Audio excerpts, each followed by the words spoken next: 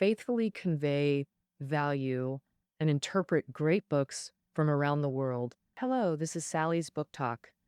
Today, I'm going to interpret for you this book, Dostoevsky's novel, The Brothers Karamazov. The first sentence of this novel goes like this.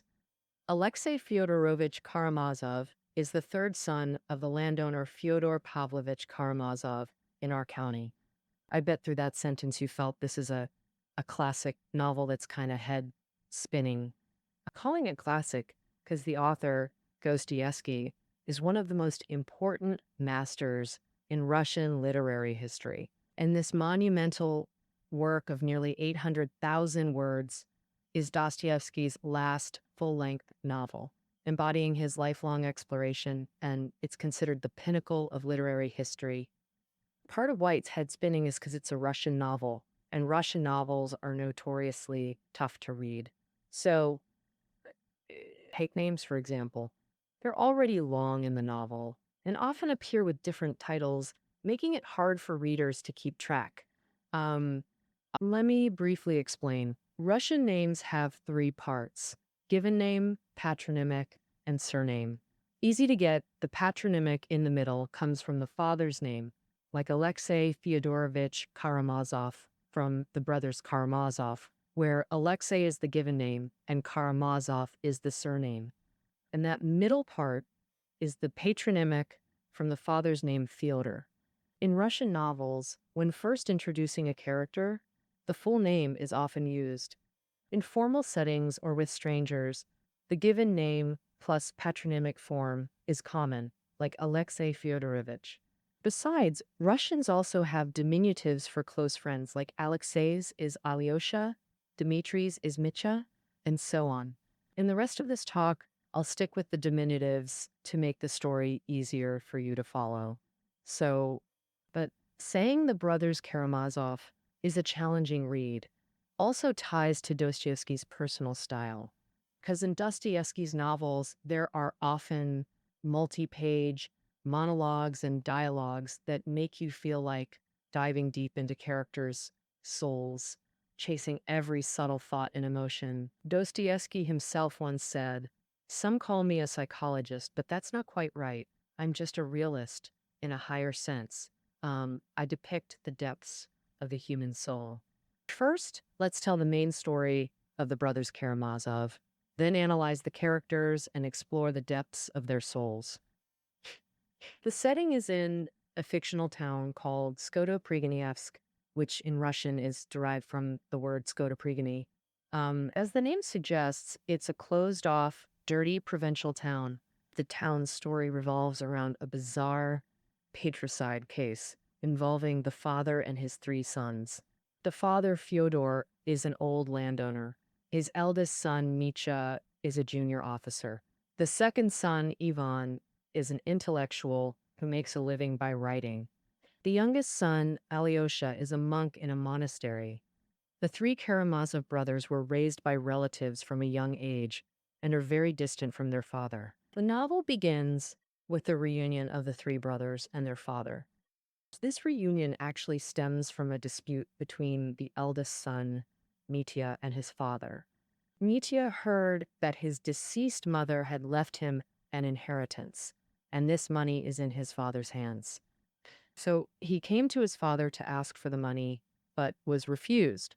They were at an impasse and finally decided, with Ivan accompanying them, to go to the monastery where Alyosha is, to ask the respected elder Zosima to arbitrate the dispute. This is the beginning of the main storyline in the novel. Before telling the story, let's first get to know the characters of the Karamazov family, one by one. The first character introduced in the novel is the father, whom we'll call Old Karamazov. Although he comes from nobility, he is a downright old rogue, embodying selfishness, greed, and cruelty. Old Karamazov married twice. His first marriage was solely for the dowry. After the wife discovered his true nature, she quickly left him. At that time, their son Mitya, the eldest son of the Karamazov family, was only 3 years old. After the divorce, Old Karamazov quickly abandoned Mitya to relatives, completely forgetting about his son's existence. His second wife was an unfortunate woman, but old Karamazov, wielding his economic control, humiliated her in every way. Old Karamazov even brought his mistresses home to have fun, deliberately tormenting his wife. The wife was soon driven mad by the torment and later died. His two other children, Ivan and Alyosha, were also raised by maternal relatives after their mother's death. Old Karamazov's character is truly extremely vile, but compared to those ferocious villains, old Karamazov is different because he sees himself as a clown in a farce, delighting in making a fool of himself publicly, using self-mockery to show his contempt for moral principles. For instance, when he first met Elder Zosima at the monastery, he addressed him with exaggerated reverence as venerable teacher, pretending to honor him while bluntly calling himself a true clown. This clown even gleefully told a funny story about fawning over the police chief in front of the elders and guests, making everyone laugh. It can be said that old Karamazov in the novel symbolizes this kind of vulgar evil. Like old Karamazov, his three sons are also deeply symbolic characters. The eldest, Mitya, is a military school graduate who served in the Caucasus. He lives dissolutely, constantly indulging in pleasure and drowning in debt. Once, Mitya's superior faced severe punishment for embezzling public funds, and his daughter, Katerina, came to Mitya to borrow money to save her father. At that time, Mitya had wicked thoughts about the beautiful Katerina, but ultimately restrained himself. He generously gave 5,000 rubles to help Katerina without expecting anything in return and never breathed a word to anyone afterward. Later, Katerina's father died. She unexpectedly inherited a large fortune from relatives and out of gratitude became engaged to Mitya. At this time, when Mitya returned to his hometown, he met a courtesan named Grushenka and became hopelessly infatuated with her. What he didn't expect was that his own father, old Karamazov, was also pursuing Grushenka. To win his lover's favor, Mitya didn't hesitate to embezzle 3,000 rubles from his fiancée Katerina, planning to use the money to elope with Grushenka.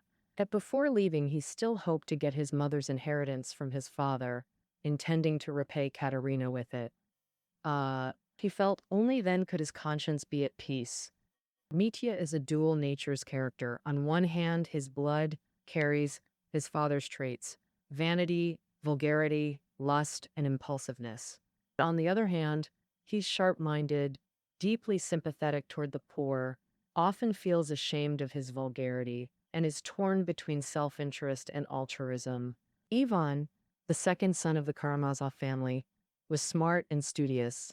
Through part-time work and writing, he finished university and saved 2,000 rubles to travel abroad. Believing in reason, he was skeptical of all dogmas.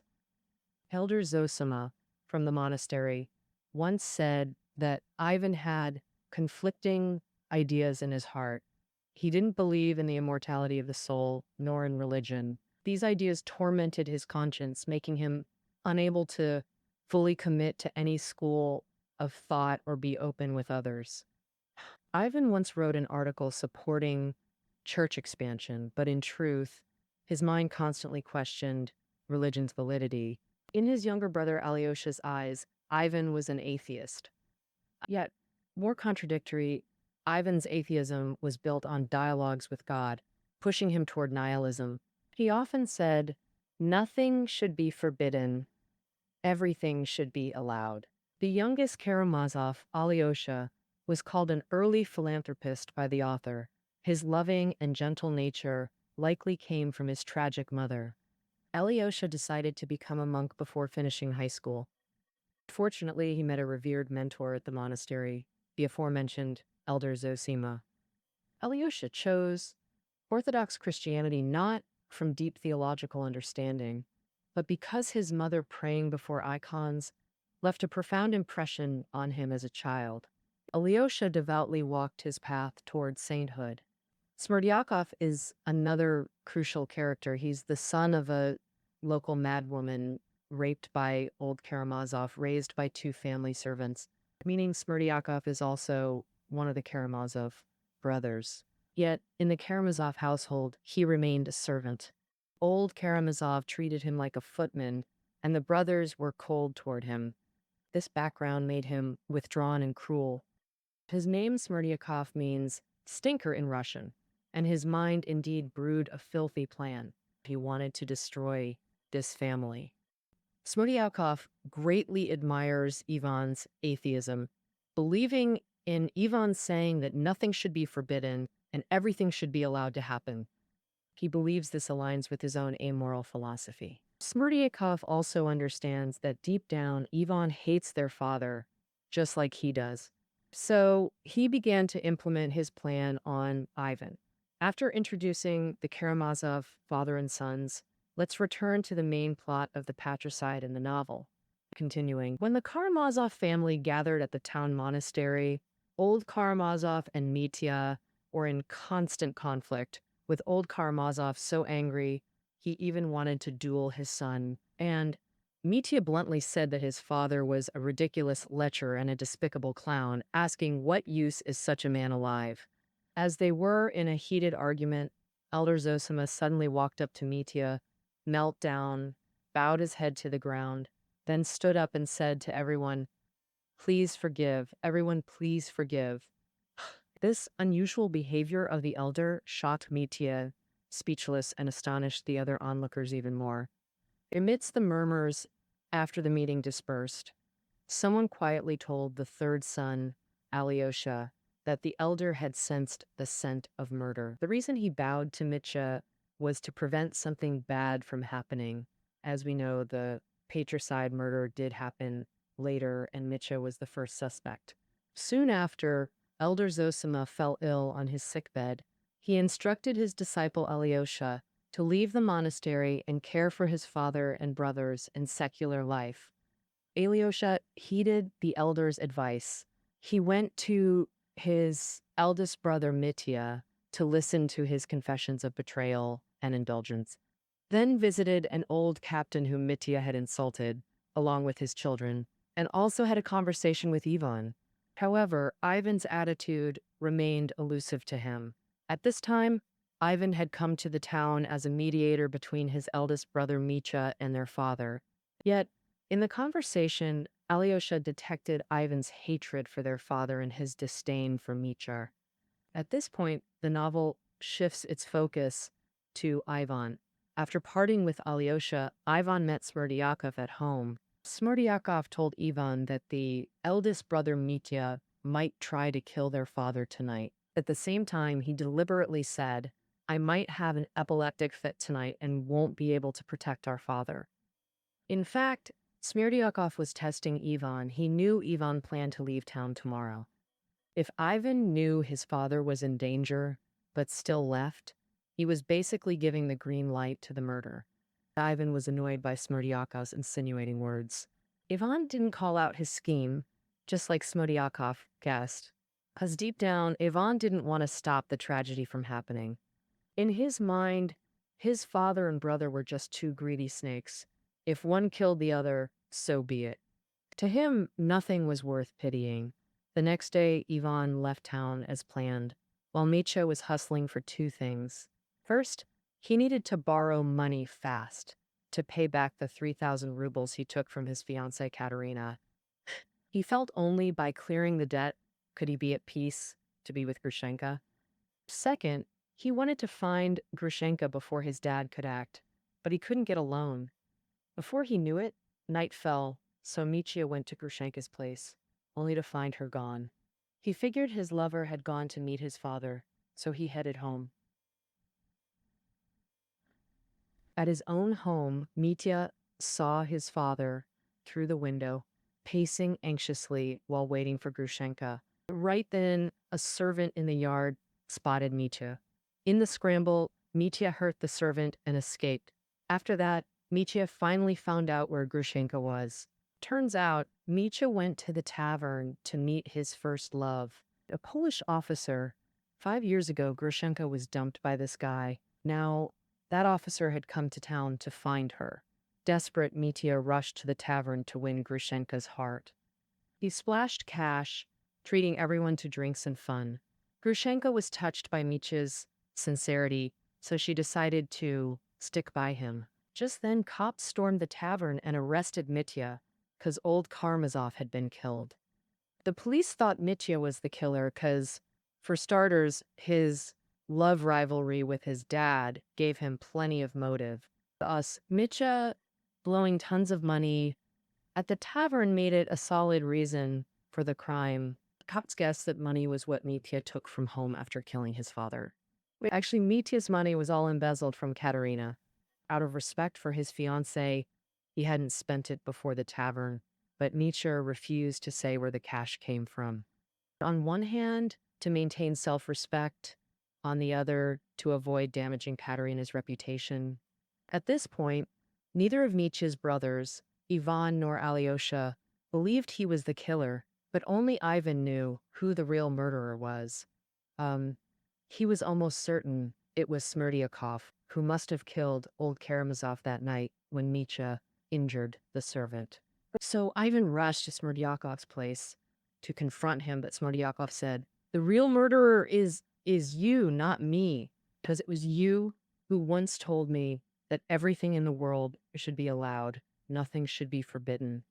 And you, knowing our father was in danger, still left town, letting the crime happen." Smerdyakov's words unleashed Ivan's long-hidden guilt uncontrollably. He realized that his own thoughts had committed the crime, harming his half-brother, and his mind broke down. The trial day arrived. As Mitya's fiancée, Katerina, first defended him, while Ivan confessed to the judge that Smerdyakov was the real killer. But by then, Smerdyakov had hanged himself, leaving no evidence, and Ivan, due to extreme self-blame, his mental state was highly unstable, so the judge couldn't trust his testimony. Just then, Katerina suddenly returned to the stand, demanding to present a crucial letter. This letter was written by Mitya himself the day before the murder, threatening to kill his father. Katerina was defending Mitya earlier. Why did her attitude suddenly reverse now? It turns out that Katerina had always admired Ivan in her heart, and her engagement to Mitya was purely out of gratitude. So when Katerina saw Ivan tormented by guilt, her own heart was also tormented. Finally, she decided to present the letter, hoping to prove to Ivan that Mitya was the real killer, the only one who deserved condemnation. And just so that Ivan wouldn't torment himself like this. It was this irrefutable evidence that made all the defense lawyers' arguments powerless. In the end, Mitya was sentenced to 20 years of exile in Siberia. By this time, Mitya had calmly accepted his fate, feeling guilty towards his fiancée, father, and Grushenka, and exile to Siberia was his only redemption. His only concern was whether the authorities would allow Grushenka to go with him to Siberia. Meanwhile, Alyosha and Ivan are trying every trick to help Mitya escape prison, and Katerina's feeling real guilty about handing over that letter that exposed him. She comes to the jail to visit Mitya, begging him to forgive her for what she did. At the end of the novel, Alyosha goes to a group of kids he once helped, seeing former enemies, now forgiving and friendly, like a ray of light in the darkness, proving justice exists. Long live the Karamazovs! The story ends with kids cheering around Alyosha, finishing the tale of the Karamazovs. And we find that Dostoevsky's characters all suffer big time. They're stuck in life's dead ends, gnawed by guilt, or asking tough survival questions, always in deep struggle and conflict. That's why Russian critics call Dostoevsky a cruel genius. That's the reason right there. Why did Dostoevsky set up his main characters like this? Let's go back to the book and look at the quote on the title page. Maybe that'll answer this. The quote says, "I tell you for real, unless a grain of wheat falls to the ground and dies, it stays just one seed. But if it dies, it grows lots of grains." It's From the Gospel of John in the Bible, Jesus teaching his people to seek rebirth through hardship. Dostoevsky used this quote at the start because the brothers Karamazov is like a parable for his time, predicting Russian struggles and spirit, showing pain and joy, sacrifice and salvation, for what life means, like Elder Zosima's last words to Alyosha, find happiness in suffering. Here, let me quickly cover Russian religious philosophy. It'll help you understand this novel better. We know Russia's got Christian Orthodox roots, but unlike Western philosophy that treats religion as something to think about rationally, Russian philosophy starts from a religious view to explain people and the world, going down a pure religious path. Simply put, Russian religious thinkers use religion to define our spirit's worth, seeing the link between people and God as a soul order connects to the divine. This soul order connected to God is seen as the source of truth, freedom, and goodness. What makes humans human? Russian philosophy is fundamentally worldly in its values.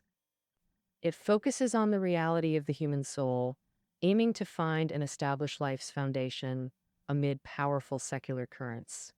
This religious philosophy is intrinsically linked to Russia's cultural background.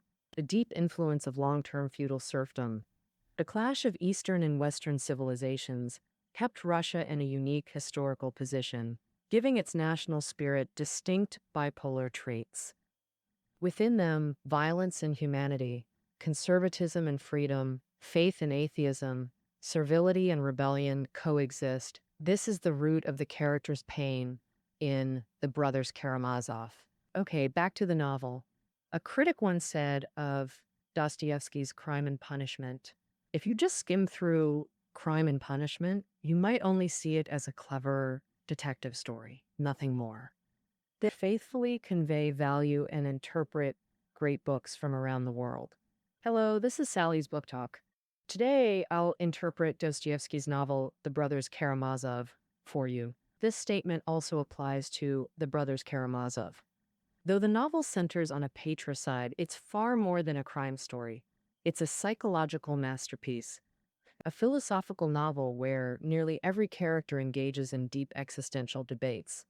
Renowned writer Woolf believed most novelists portray characters externally, through manners, clothing, environments, and relationships. But Dostoevsky starts from within.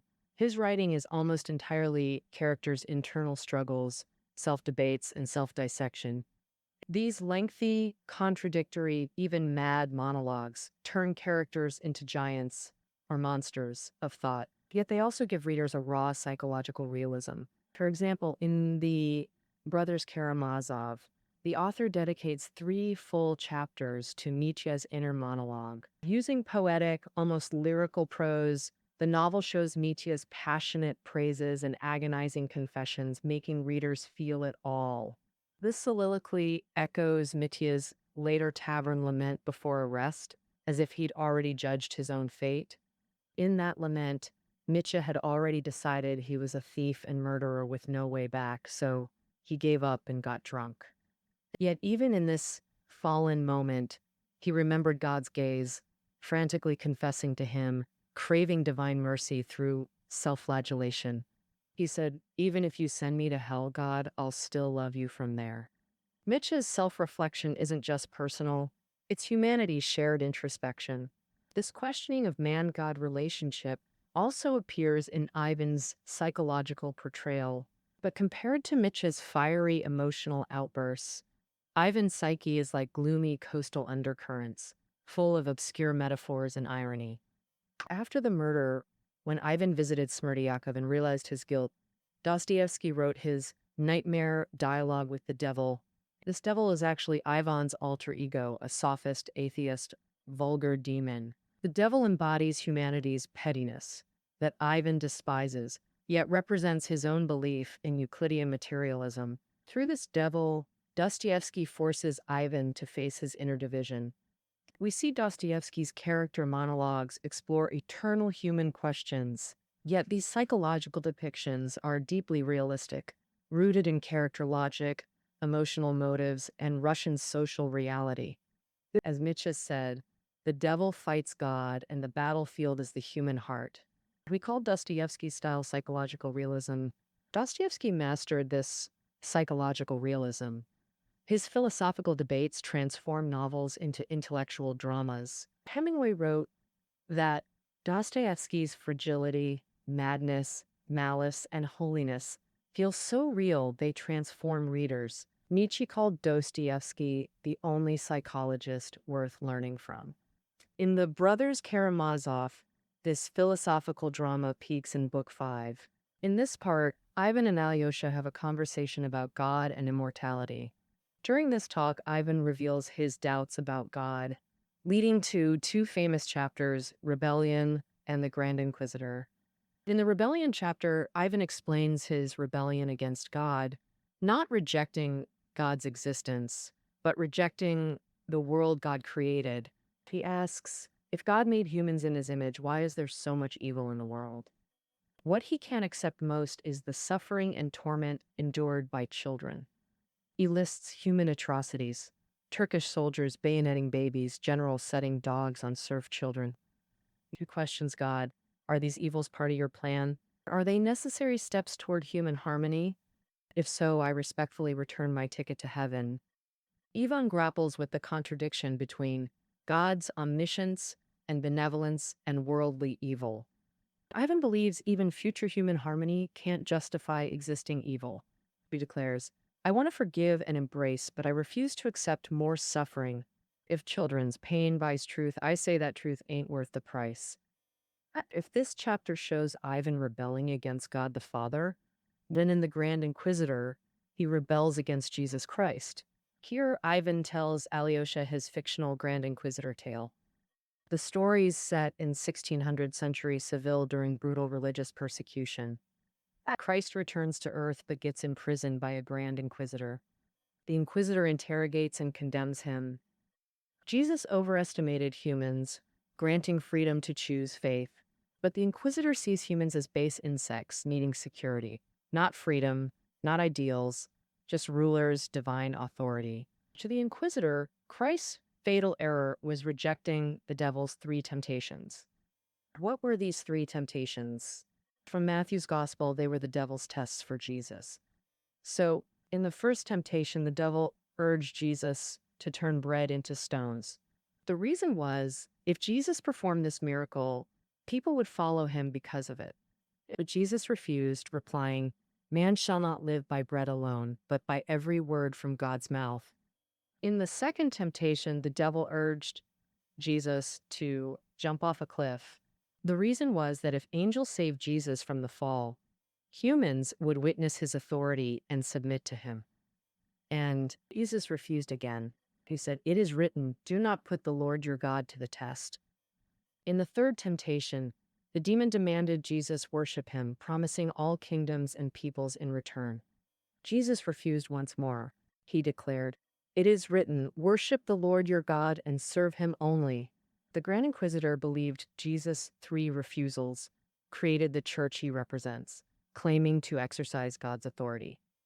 Faithfully convey value and interpret great books from around the world. Hello, this is Sally's Book Talk. Today, I'll interpret Dostoevsky's novel, The Brothers Karamazov, for you. The Grand Inquisitor gives bread to the hungry, performs mysteries for the vulgar, and unites lands and people under his banner. The Grand Inquisitor believes the church rules its people precisely by following the devil's doctrines. Using papal divine authority, he stripped people's freedom, replacing it with miracles, mystery, and authority. As the Inquisitor told Jesus during questioning, we corrected your work, basing it upon miracle, mystery, and authority. People rejoice like sheep relieved of the terrible burden that caused endless suffering, finally lifted from their hearts. We calmly tolerate human weakness, compassionately lighten burdens, even permit frail nature minor sins. Can you claim we don't love humanity? Why have you come to interfere with us now? He continued. If anyone deserves burning at the stake, it's you. Tomorrow I'll burn you. But the prisoner Christ's reaction was unexpected. Christ not only calmly heard the inquisitor's judgment, but gently kissed his aged lips. Later, the Grand Inquisitor ordered his prisoner released, but warned Christ not to interfere in human affairs anymore. And Alyosha's reaction to his brother Ivan's story took Ivan completely by surprise. Alyosha said, "But your story praises Jesus, it doesn't accuse him." Alyosha's evaluation. It precisely reflects Ivan's contradictory psychology. Through the Grand Inquisitor's story, Ivan condemns human servility and corruption, revealing his deep hatred for human suffering and sin. But in the novel's plot, Ivan fails to find freedom and justice, indirectly enabling patricide and becoming what he condemned. This shows Dostoevsky's compassion and irony toward Ivan. Ivan's tragedy is the novel's core tragedy, Dostoevsky's warning to Russia and European culture. Abandoning Christian ethics and traditional morality doesn't create Nietzschean supermen, but self-destructive anti-heroes like Ivan. If Ivan opposes Dostoevsky's thought, Elder Zosima embodies the author's faith, the true hero delivering the gospel. On his deathbed, Elder Zosima told disciples about his spiritual journey and taught fundamental morals. Dostoevsky dedicated 2 full chapters to recording Elder Zosima's final sermons. The sermon content encompasses Dostoevsky's core philosophical ideas. This includes Russian folk wisdom, universal equality, love for sinners, and individual responsibility for worldly evil. It summarizes the Christian spirit Dostoevsky championed: compassion, humility, and dignity. When Alyosha left the monastery, he discovered no absolute evil exists in the world. And the meaning of good deeds depends entirely on specific people and situations. Through interactions with children, he realized kids aren't just innocent, they often harbor complex thoughts. For example, Ilusha, old captain's son, had strong pride and defensiveness. Kolya, natural leader, understood tolerance and listening. Sally, the seemingly simple noble's daughter, was tormented by sadistic or masochistic impulses. Through worldly experience, Alyosha gained deeper psychological insight. There's another episode in the novel. Alyosha once visited a poor retired captain who lived with his wife and 3 children, all starving daily. Having been insulted by Mitya, the captain distrusted Alyosha at first, but when he saw Alyosha's kindness and genuine desire to help, he revealed his poverty and humiliation. Alyosha generously offered money, expecting gratitude, but the captain laughed bitterly, crumpled the cash, stomped on it, and ran away. Alyosha didn't chase after him. Later, Alyosha reflected, "It's better I didn't follow him." You see, what humiliated people find hardest is when everyone suddenly treats them like charity cases. "I've heard about this," the elder told me. "I can't describe it well, but I've seen it often myself." The captain's refusal was unexpected, teaching Alyosha that kindness can't be forced on others. And when offering help, one must remember people have the freedom to refuse. This freedom is their autonomy to challenge life's script and declare their dignity. After Elder Zosima's death, his coffin was placed in the monastery, where people awaited miracles. Instead, they smelled the corpse's decay. People couldn't accept that saints decompose. Gossip spread, with some gleefully stirring trouble, devastating Alyosha. In his heart, Elder Zosima should have been exalted above all, yet he was belittled, making Alyosha confused, resentful, and furious. He wondered inwardly, where is divine justice and power? Bearing heavy doubts, Alyosha left the monastery and was taken to Grushenka's home by a friend. And seeing Alyosha's despair, Grushenka tried to cheer him with playful games. But learning his grief came from the elder's death and spectators' scorn, she immediately apologized, sincerely. In her guilt, Grushenka also confided her own misfortunes to Alyosha. Alyosha was deeply moved by Grushenka's honesty. He said, "I didn't come as a judge. I'm the least among those being judged." 2 lost souls found understanding and resonance in each other. And this conversation made Alyosha understand the meaning of miracles. Miracles aren't in monastery coffins or ceremonial dogmas, but in ordinary conversations, quietly shining in every act of forgiveness and compassion. Thus, Alyosha kept pondering, devoutly walking his spiritual path. Perhaps reading The Brothers Karamazov is like Alyosha's worldly pilgrimage, not just about caution against small evils or neglected kindnesses, nor merely loving enemies or praying for persecutors, but about seeing human smallness before self made spiritual dilemmas through dialogues with deep souls and glimpsing paths to nobility. So let's conclude with Elder Zosima's words. I regret I cannot offer lighter words, for active love compared to imaginary love is cold and daunting. Imaginary love rushes for quick triumphs, craves attention, even risks life to avoid long effort, achievable as easily as theater, winning applause. But active love is work and patience. For some, it's a whole science. Yet I prophesy, when you despair seeing efforts fail, even seeming farther from the goal, in that moment, you'll suddenly reach it, seeing God's miraculous power, loving and guiding you unseen. That concludes our interpretation of Dostoevsky's masterpiece, The Brothers Karamazov. Listening notes below the audio. See you tomorrow.